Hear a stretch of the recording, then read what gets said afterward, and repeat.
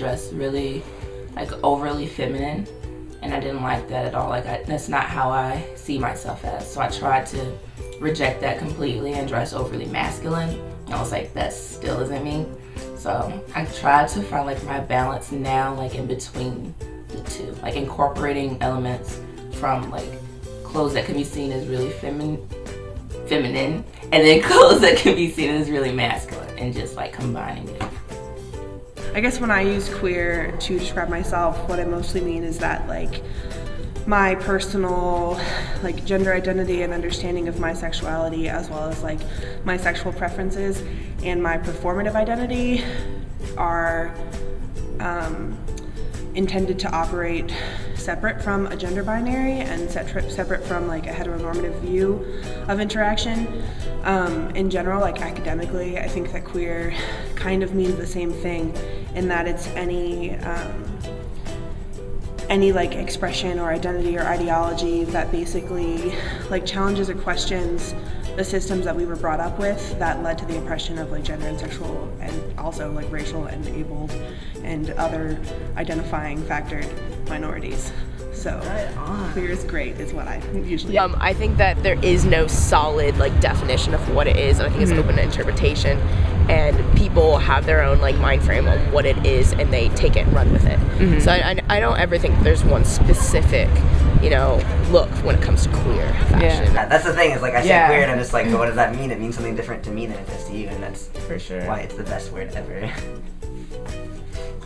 When you look at someone and you form a judgment based off their clothing, you think, oh, they're either like gay or they're straight. I don't want someone to look at me and be like, this is what she is, you know. My thing is, I don't want to necessarily be like, oh, that's a girl, or oh, that's a boy. Like, my message with my clothes is like, I don't want you to know right away, and I'm okay with that, and I want you to be okay with it. Because in a way, I kind of want to like desensitize like society to like this expectation that you should be one or the other. If they are surrounded by people who are not obviously one gender over the other and they just exist, then maybe that will like broaden their like acceptance of people in general, as opposed to like what they need to be or what they're supposed to be. I like that. It's like a little bit of activism with like the clothing. Right on. Gay designers who had to kind of cater to trying to provide clothes for their clientele in ways that weren't like disruptive to the norm.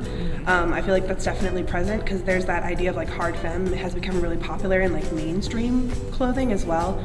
So every time that there's like a new movement of queer people like, okay, these clothings are like, this is our clothing, like this is how we can dress now, and then straight people are like, yeah, oh my god, I'm gonna do it too. And then queer folk have to be like, okay, let's find a new one, like a new thing that we can do. So I try to like be aware of that too and find like little ways of incorporating that.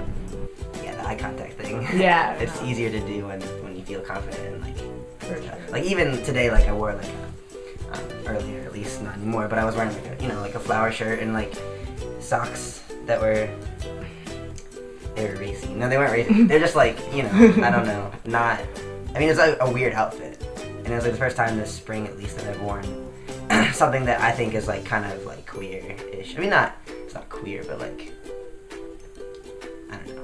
It feels like a good mixture of like masculine and feminine to me, and it felt really good. Job interviews, I'll dress like the social norm, like with a Define that social norm. with a floral top, probably a pencil skirt, and some like ballet flats. That's always a really hard one for me, because I feel like there aren't a lot of really good options that are a little bit more gender neutral. Like you can come in like a pantsuit, but then that reads a certain way. And you can come in wearing like a skirt and a blazer, but that also reads a certain way. And I could come in wearing like men's clothes, and that, like there's such like a harsh dress code for each of those categories that like you kind of can't blend it. It depends on the job. Like I've rolled up like wearing like a vest, and not vest, like a sweater vest thing, like a sweater, right? Like a tie and a button up underneath it. Yeah. And like, this is when I still had long hair and I was at an interview, and I got the job, so I would assume that that wasn't Right on. funny to them or anything. But generally, like employers, like depending on the employer, like they don't want to come off as being so close-minded. You know, if they automatically make assumptions about you because of the way you portray yourself, that's on them. But if they like make their decision for their company based on that, that's when they're getting into tricky like legal situation where that's just downright wrong. And I think most people recognize where the line between business and like personal lives are. Not only how I feel, but how I walk and how I talk. For example, if I were to wear my outfit that I would deem to be the most masculine, which is like this button-up shirt and this gold chain, I call it my gangster chain, with my polo boots, I call them my gangster boots. And then like on my walk to class, I'll play like really like hard hip-hop music, so I'm like, yeah, I'm so hardcore.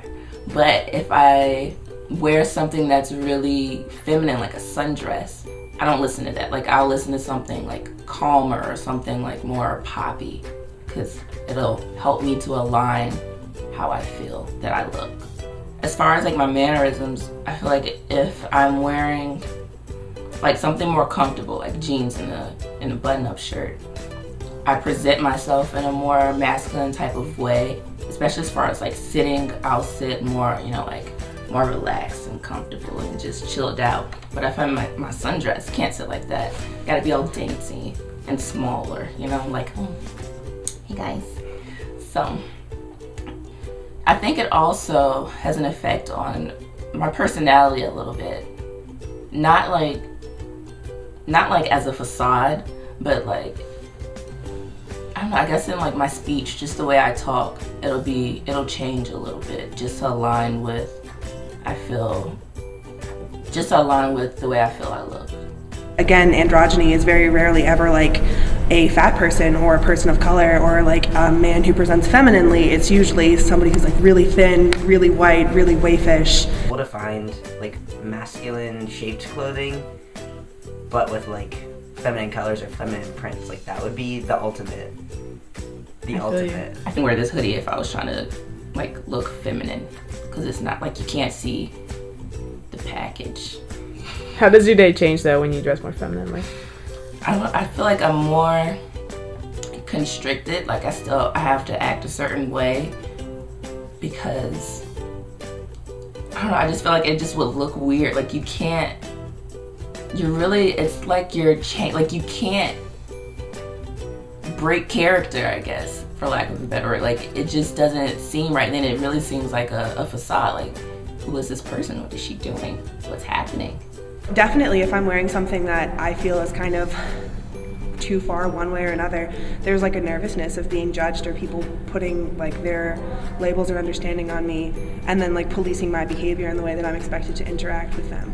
So I try to like dress in ways that suggest like I can be cute, I can also be really hard, I can be like very professional, but I can also be like kind of slutty. I can do all these things at the same time, and all of them are present in my clothing. And if I can't do that, then I feel like that part of me has to be missing for the day.